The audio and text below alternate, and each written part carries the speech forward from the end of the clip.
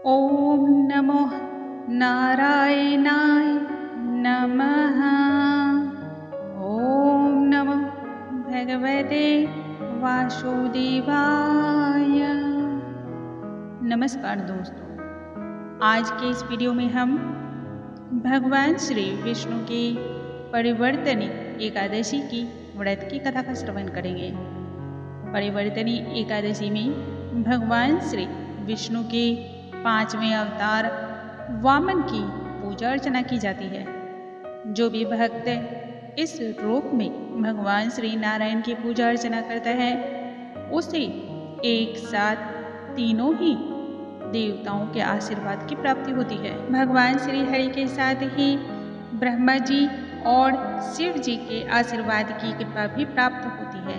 इसलिए आप व्रत करते हो तो व्रत के पूर्ण फल की प्राप्ति के लिए व्रत की कथा का श्रवण करना अनिवार्य माना जाता है। जो भी भक्त भगवान विष्णु की आराधना करते हैं उन्हें भगवान विष्णु के साथ माँ लक्ष्मी का भी आशीर्वाद प्राप्त होता है। यह व्रत सर्वोत्तम व्रतों में से एक माना जाता है। वैसे भी जिस मनुष्य ने अपने पूरे जीवन काल में एकादशी के व्रत का पालन कर लिया उस व्यक्ति की समस्त इच्छाएं पूर्ण होती हैं। जो भी पाप होते हैं वह नष्ट होते हैं। इसके साथ ही इस जन्म में सभी सुख तो प्राप्त होते ही हैं और आने वाले कई जन्मों तक सुखों की ही प्राप्ति होती है। आइए आज की इस वीडियो में हम परिवर्तनी एकादशी की व्रत की कथा का श्रवण करते हैं। वीडियो शुरू करने से पहले दोस्तों, यदि आप चैनल पे पहली बार आए हों तो चैनल को सब्सक्राइब जरूर कर लें ताकि हमारे वीडियोस जितने भी नए आएँ उनकी नोटिफिकेशन आप तक पहुंच पाएँ।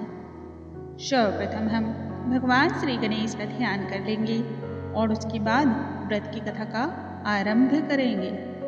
श्री वक्रतुंड महाकाय सूर्यकोटि समप्रभा निर्विघ्नं कुरु मे देव सर्वकार्येषु सर्वदा। ओम नमो नारायणाय नमः। एक बार राजा युधिष्ठिर ने भगवान श्री कृष्ण से पूछा, हे प्रभु, आप तो त्रिकालदर्शी हो और सर्वज्ञाता हो, अतः आपसे और आपके मुख से बहुत ही उत्तम वचन को मैं सुनना चाहता हूँ। कृपया कर कोई ऐसा एक व्रत बतलाएं जिसे करने से मनुष्य सभी पापों से मुक्त हो सकता है और समस्त मनोरथ भी पूर्ण हो। इसके साथ ही यह व्रत करना अत्यंत ही सरल हो और इसे सभी प्राणी पूरी श्रद्धा के साथ कर सकते हो। ऐसा कोई सर्वोत्तम व्रत बतलाएं जो मनुष्य को भवसागर से पार निकाल सकता हो और कभी भी किसी प्रकार का कोई भी संकट या दुख किसी भी व्यक्ति को परेशान न कर पाए। ऐसे व्रत के बारे में मैं आपके श्रीमुख से जानना चाहता हूँ। तब भगवान श्री कृष्ण ने उन्हें एक व्रत के बारे में बतलाया जिसका नाम परिवर्तनी एकादशी है। भगवान श्री कृष्ण ने युधिष्ठिर से कहा, हे राजन, आज का यह व्रत जो मैं बतला रहा हूँ यह त्रेता युग की बात है। एक समय की बात है, एक बहुत ही बड़ा और दानवीर राजा था। उस राजा के द्वार पर यदि कोई ब्राह्मण आ जाए तो वह खाली हाथ नहीं लौटता था। कोई ऐसी इच्छा मनोकामना नहीं होती थी उस ब्राह्मण की जो राजा बलि के द्वार पर आकर वह खाली हाथ लौट जाए।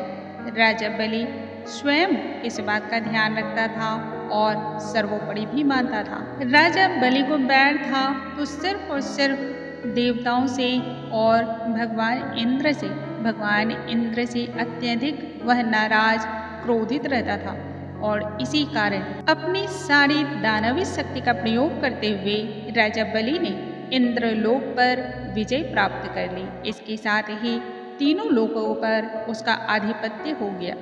सारे देवता त्राही त्राही मान हो गए और अत्यंत ही भयभीत भी हुए।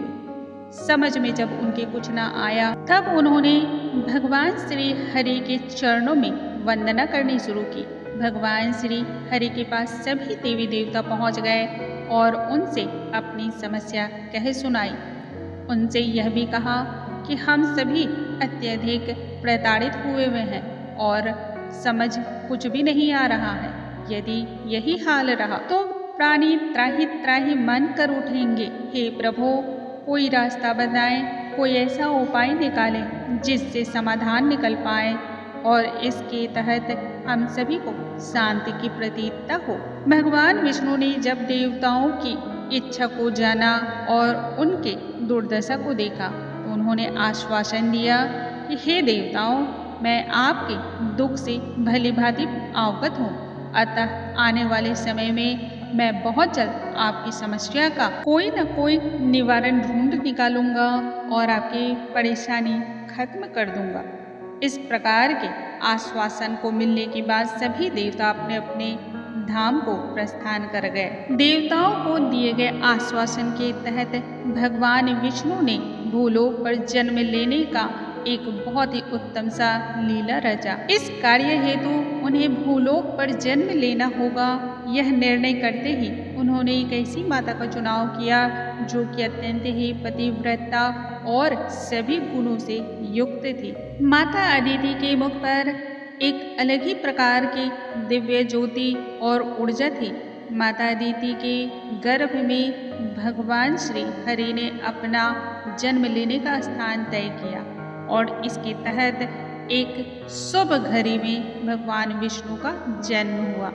भगवान विष्णु का जब जन्म हुआ उस समय भाद्रपद शुक्ल द्वादशी तिथि और दोपहर के में अभिजीत मुहूर्त था। इसी कारण से भगवान श्री हरि के वामन अवतार की जो पूजा अर्चना भी की जाती है वह दोपहर में करने का अत्यधिक विधान भी माना जाता है। उधर राजा बलि अपने ही अहंकार के मद में चूर था। एक समय की बात है, राजा बलि नर्मदा नदी के तट पर यज्ञ कर रहे थे। ठीक उसी समय भगवान विष्णु ने वामन के रूप में अपना अवतार लिया और यज्ञ स्थल पर जा पहुँचे। इसके साथ ही उन्होंने राजा बलि के दरबार में दान यक्षना की गुहार लगाई। राजा बलि ने जब वामन देव को ब्राह्मण के स्वरूप में देखा तो उनका भली भांति आदर सत्कार किया, स्वागत किया और विधि पूर्वक उनकी पूजा अर्चना करने के बाद यथोचित स्थान पर उन्हें बैठाया। उसके बाद अपने स्वभाव के अनुरूप उन्होंने ब्राह्मण देवता से कहा वह जो कुछ चाहे उनसे मांग सकते हैं। राजा बलि को लगता था कि उससे बड़ा दानवीर दूसरा कोई भी नहीं है। विष्णु जी वामन देव के रूप में उसके पास जब पहुँचे तभी उन्होंने निर्णय ले रखा था और इसके तहत राजा बलि से उन्होंने दान में 3 पग धरती मांगी। तब राजा बलि ने वामन देव को 3 पग भूमि दान करने के लिए संकल्प लेने के लिए जल को उठाया। यह देखकर शुक्राचार्य समझ गए। शुक्राचार्य ने अनेक प्रकार से राजा बलि को रोकने की कोशिश की। वह जान चुके थे कि वामन के रूप में स्वयं भगवान विष्णु है। शुक्राचार्य ने बलि को अनेक प्रकार से समझाया कि यह कोई छोटा बच्चा नहीं है, स्वयं भगवान विष्णु हैं और तुम्हें ठगने के लिए आए हैं। तुम इस छल में बिल्कुल भी मत आना, अतः भूमि का दान मत करना। यह सुनने के बाद भी बलि बोला, अगर यह भगवान है और फिर भी मेरे द्वार पर दान मांगने आए हैं तो मैं कदापि इन्हें मना नहीं कर सकता हूँ। ऐसा कहकर बलि ने हाथ में जल का कमंडल लिया तो शुक्राचार्य ने भी अपना रूप दिखलाया।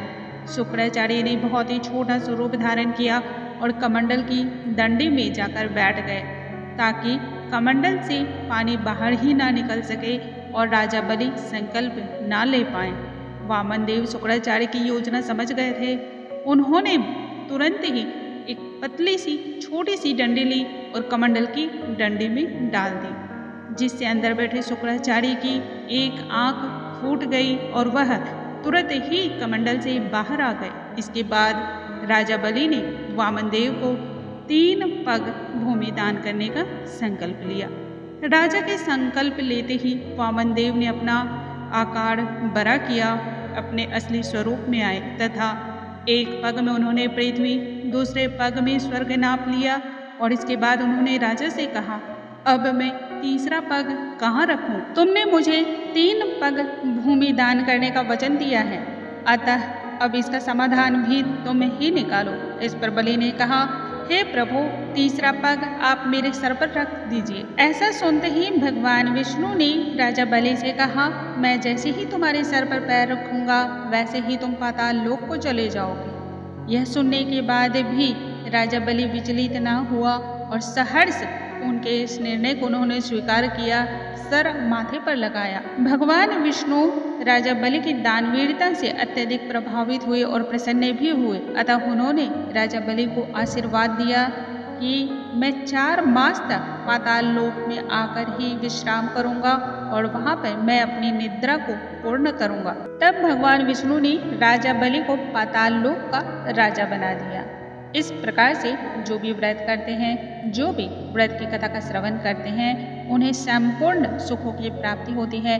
जितने भी उनके अंदर दुर्गुण होते हैं उनसे मुक्ति मिलती है, अहंकार की भावना समाप्त हो जाती है। दोस्तों, इसके साथ एक और चीज आपने यह भी सुना कि जब कोई अच्छा कार्य करने को जब जा रहा हो तब बीच में विघ्न नहीं डालना चाहिए। जैसा कि राजा बलि जो है जब दान देना चाह रहे थे तब शुक्राचार्य ने इस उत्तम कार्य में विघ्न डालने की कोशिश की, जिसके फलस्वरूप उन्हें अपनी एक आंख खोनी पड़ी। इसलिए कहा जाता है किसी भी नेक काम को बहुत निर्विघ्न रूप से पूर्ण करना चाहिए। कभी भी उसे किसी भी तरह से विघ्न उसमें नहीं उत्पन्न करना चाहिए। बोलो श्री नारायण की जय, बोलो श्री हरि की जय। ओम नमो भगवते वासुदेवाय। अगले वीडियो में एक नई जानकारी के साथ हम फिर से मिलेंगे। तब तक के लिए नमस्कार दोस्तों।